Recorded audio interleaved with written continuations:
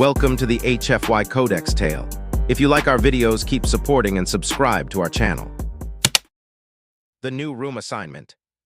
Mark stepped off the shuttle and took his first breath of recycled air. The walls of Research Station Vera 6 were cold, metallic, and oddly quiet. It was deep space quiet, the kind that made every step sound louder than it should. He had been transferred here last minute.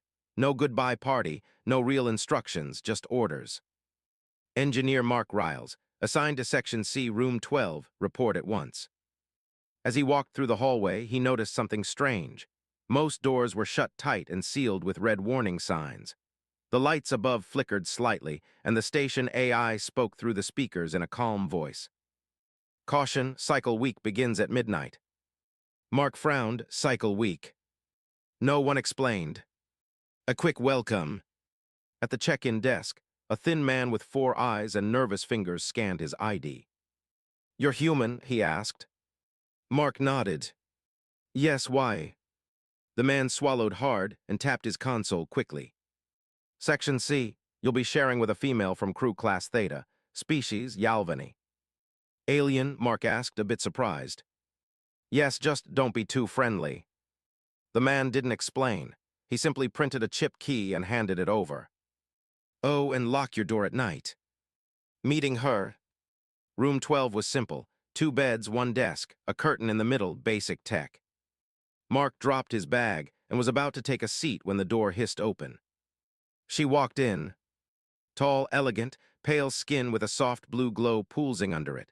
Her eyes were silver and her long, dark hair was braided tightly. She wore a utility suit with no name tag. She didn't smile. She just looked at him for a long moment and said, "You're the new one." "Yeah, Mark. I'm Celia." She placed her things on her bed and drew the curtain between them. Mark stood there awkward, something felt off. The first warning. That night, as Mark set up his sleeping gear, Celia spoke again. Her voice was low, almost like a whisper through the curtain. "You should ask for a transfer tomorrow." Mark blinked. "Why?" "Because it's cycle week," she said softly. "What's that supposed to mean?" She was quiet for a moment. "Just lock your door at night, and don't talk to me after the 3rd day." Mark chuckled nervously. "Are you dangerous?" "No," she replied, "but I might not be able to stop myself." The lights dimmed. She didn't say another word. Midnight footsteps. Mark couldn't sleep. The room was too quiet. The hum of the station outside the wall, the occasional beep of air control, it all made him feel like he wasn't alone, even with the curtain drawn. At exactly midnight, he heard soft footsteps on the other side of the curtain.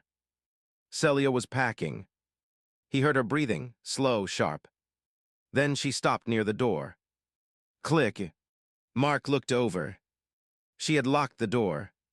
From her side, he heard her whisper, "Day 1.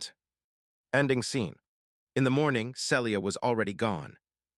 Mark opened the curtain, confused. Her bed was made, her side of the room clean. But on the desk, she had left something small. A folded note, handwritten in soft blue ink. "Do not stay past day 3. Mark stared at it, suddenly unsure about everything. What exactly was cycle week? And why did her glow seem brighter every time he saw her? He picked up the note again.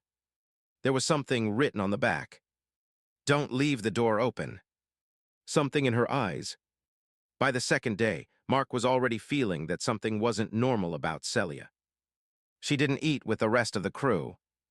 She stopped speaking unless it was absolutely necessary. And every time he walked into the room, she turned away, but not before he caught the shimmer in her eyes. A shimmer that wasn't there on day 1.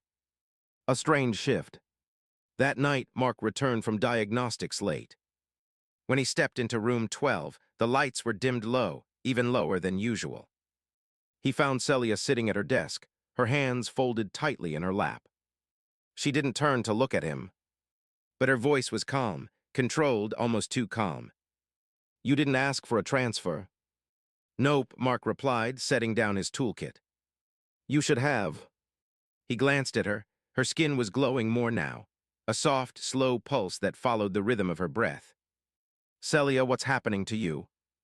She didn't answer. Instead, she stood slowly and walked past him without a word, heading toward the sleeping section. Her movements were quiet, but not weak. They were deliberate, like she was fighting something inside her. The scent in the air. Mark couldn't sleep that night. There was something different in the air. A soft floral scent, natural, alive. It wasn't from the vents, it wasn't artificial. It was her, and it was getting stronger. As he lay in bed, eyes open, he heard the soft shift of the curtain. Just slightly, a gap barely an inch wide. And through that inch, two silver eyes watched him silently. The door warning. Mark sat up. "Celia." No response. She stepped back, the curtain dropped again. He got out of bed and walked to the door. As always, he checked the lock. It was sealed. Still, something inside him whispered, "Lock it again." He pressed the lock button twice, just in case. Behind him, he heard her voice. Not loud, not angry. Just quiet. "Good, you remembered." He turned around. She was standing in the dark just past the curtain, her glowing arms crossed tightly over her chest. "Why does the door matter so much?" he asked. "Because once the door opens, I won't stop myself." Her voice trembled as she said it. Then she stepped back again. Tomorrow is day 3. The next morning, when Mark woke up, the room was colder. His breath showed in the air. And the door was unlocked. He stared at the panel in confusion. He was sure he'd locked it. Twice, he walked over and hit the button to reseal it. But then he noticed something. A handprint on the glass, glowing faintly, smaller than his, delicate. Hers, and just beneath it, a small whisper of scent in the air, like something had waited at his door. Ending scene. In the hallway, Celia stood alone, her head against the wall, breathing slowly. Her glow was stronger now, brighter. Her voice was a whisper only she could hear. "Why didn't you lock it?" Back inside the room, Mark sat at the edge of his bed, holding the note she'd left days before. "Don't leave the door open." And for the first time, he felt like the warning wasn't about danger. It was about her losing control. And maybe, just maybe, him losing himself. The door that stayed open. Mark didn't sleep. He sat in the dark, staring at the glowing handprint on the door. He had locked it. He was sure. But somehow it had opened again. And the print she left behind wasn't a threat. It was a sign that she had stood there, waiting. And then walked away. The third night. The station's daily announcement buzzed through the walls.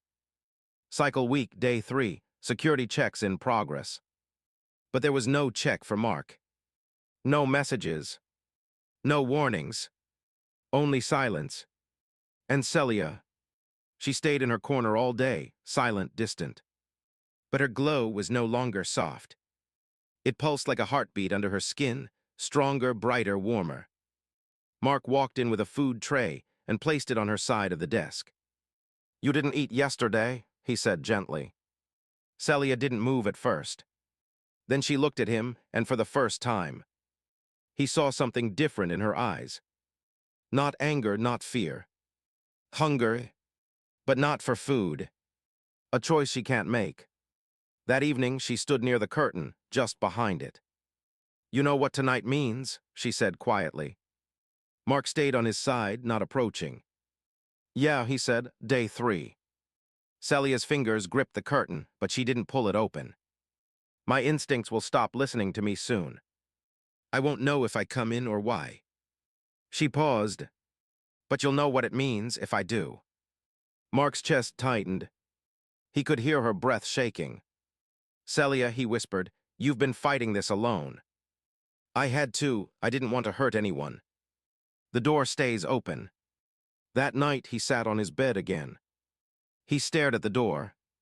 Then, without thinking, he stood. And this time, he didn't lock it. The lights dimmed, The room fell into soft blue silence. Minutes passed. Then footsteps. Slow, barefoot, soft breathing. He didn't turn around. The curtain didn't move. But then, click, the door opened and closed from the inside. She crossed it. Celia stood by the foot of his bed. Her glow was soft again, but focused. Her eyes didn't flicker away. Mark looked up slowly. "You came in," he said. "You didn't stop me." Silence. Then she stepped closer, slowly, like every movement was something sacred. "I still have a little control," she said, "but I don't know for how long." Mark didn't back away. "Then let's stay right here. Talk if that helps you hold on." She looked surprised. Then she nodded. "Just stay awake." He nodded. "I wasn't planning to sleep anyway." Ending hook. The two of them sat on opposite beds. In silence. In breath. In tension. And outside the room, down the hall, a motion sensor blinked. A red light flashed. Unauthorized pairing risk detected. But no alarm sounded.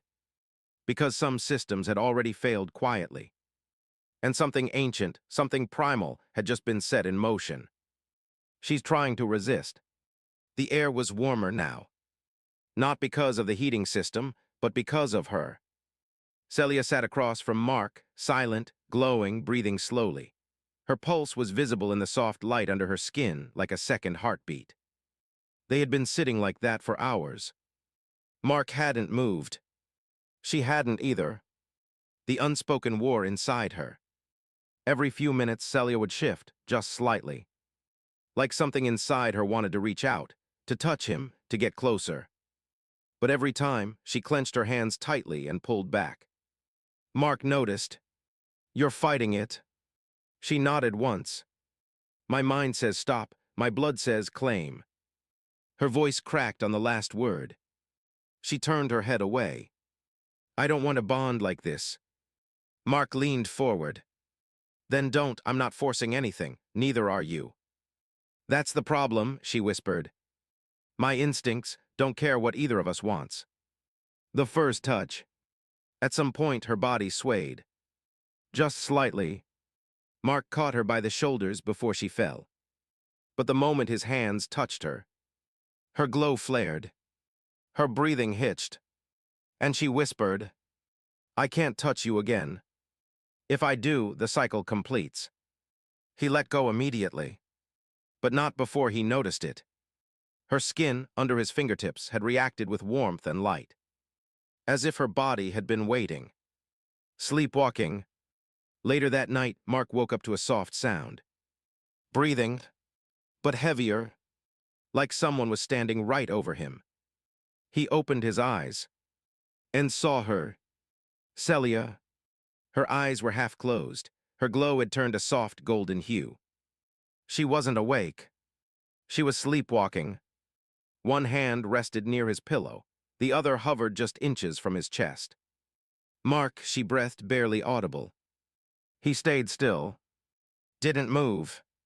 Her fingers trembled. She leaned closer. Then suddenly, she gasped and stumbled back. "No, no, not like this." She backed away into the corner, hands over her face. "I can't lose who I am." His choice. Mark stood slowly. "Then let me help you remember." She looked up, tears in her eyes. "You don't understand. If the bond completes in this state, it's forever. You'll be marked, claimed, changed." Mark didn't step closer. He knelt at a distance instead. "Then I choose to wait. Not because I have to, but because you're worth it." Her breath hitched again. And this time, her glow dimmed. Not out of failure, but out of control. Ending hook. Celia curled up on her bed, facing the wall. Her voice was weak now. "If I survive the next day, it means I still have a choice. If I don't, lock the door." Mark didn't say anything. But quietly, without making a sound, he walked to the door. And left it open. The truth about her kind. Mark sat alone in the station's empty research lounge. The lights buzzed faintly above. The datapad in his hands glowed with soft blue light. He had bypassed the system logs using his maintenance clearance, searching for anything on Celia's species, the Yalvany. She wouldn't tell him what would happen on the last day. So now he had to find out himself. And what he found turned his stomach cold. The final phase. The file was old. A report from a human medical officer who'd been stationed with a Yalvany team 5 years ago. Subject entered final cycle stage, rejected contact. Symptoms: high fever, cellular collapse, mental instability. Death occurred within 72 hours. Body rejected revival due to failed imprint. Failed imprint. Failed bond. Mark scrolled down with shaking fingers.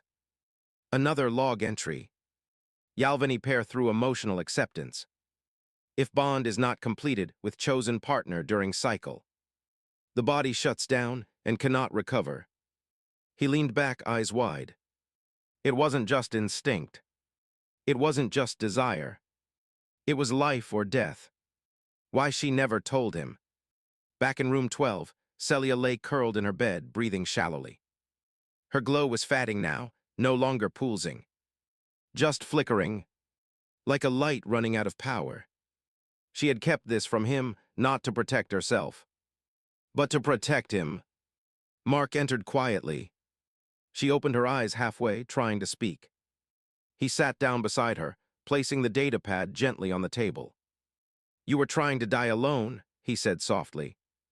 Celia didn't deny it. "I didn't want to trap you. You think I'm afraid of you." "I think," she whispered, "you're too kind to walk away." She tried to smile, but her face was weak. "And I didn't want your kindness to become your cage." Mark's decision. He looked at her glowing hand, barely lit now. "This isn't a cage," he said. "It's a door. And I keep leaving it open because I want you to walk through it. Not because you need me to live, but because I want you to live." Her eyes shimmered, tears glowing faintly like starlight. "Then stay," she whispered. "But stay by choice." Mark nodded. "Then let me choose you, before the cycle chooses for us." The countdown begins. Outside their room, the station sensors lit up. Final cycle phase active. A silent signal was sent to the medbay. Emergency procedures queued up. No one came. No alarms. But in the system, a countdown had started. Because Celia only had one night left. Ending hook. Mark dimmed the lights. Celia's hand reached out, not with instinct, but with trust.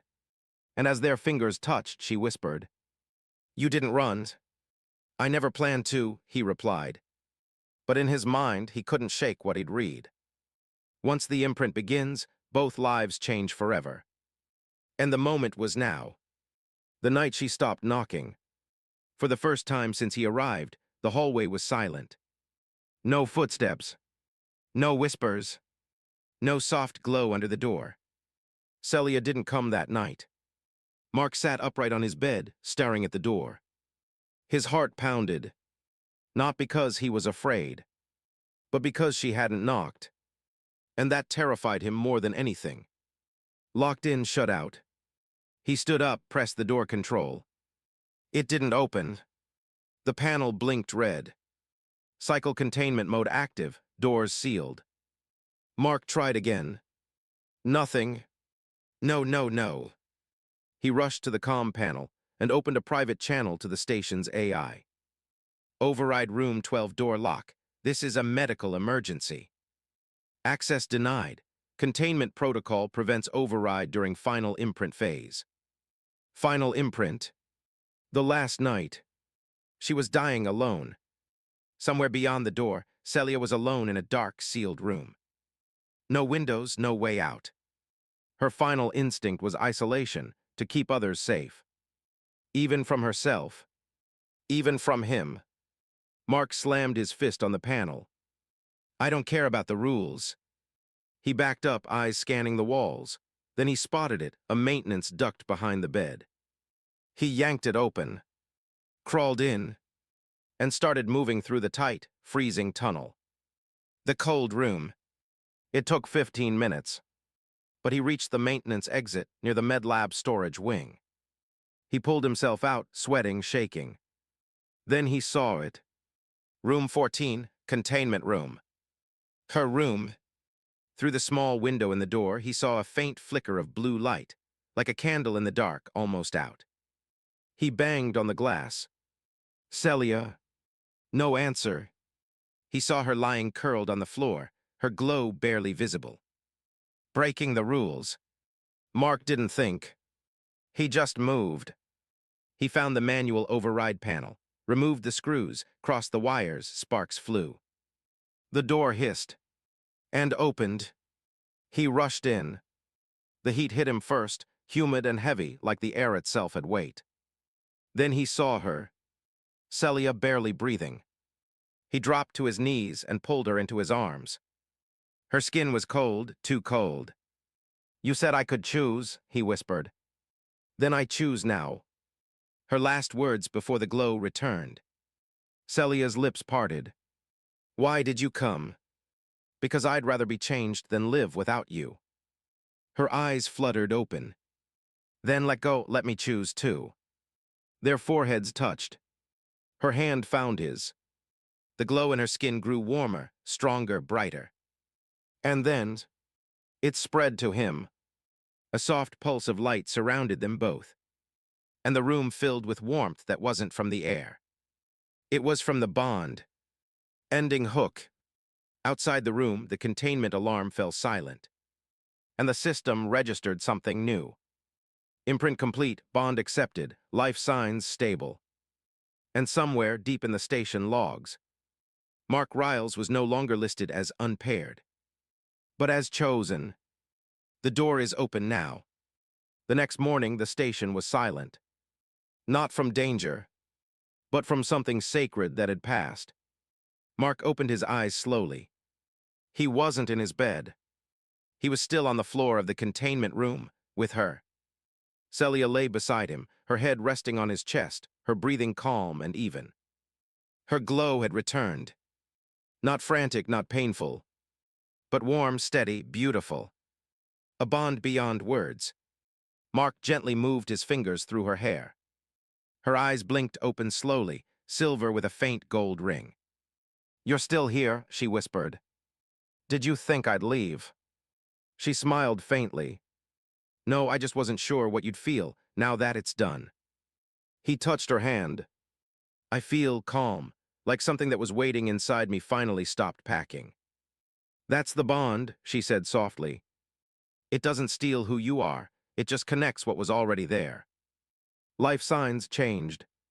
The station AI's voice gently spoke overhead.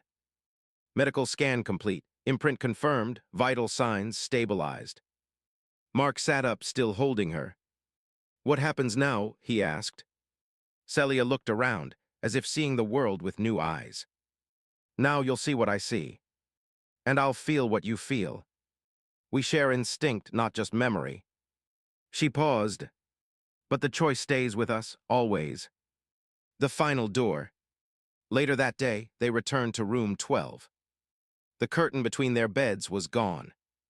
The air smelled fresher, cleaner. Mark stood in front of the door. His hand hovered over the lock button.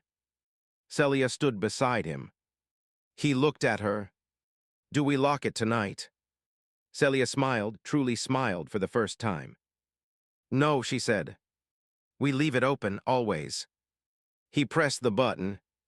Hiss. The door slid open to the hallway outside, bright and quiet. They stepped forward together. Epilogue, the pairing that changed everything.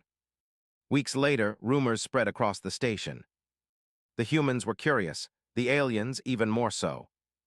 Not because Mark had broken protocol, but because he hadn't run.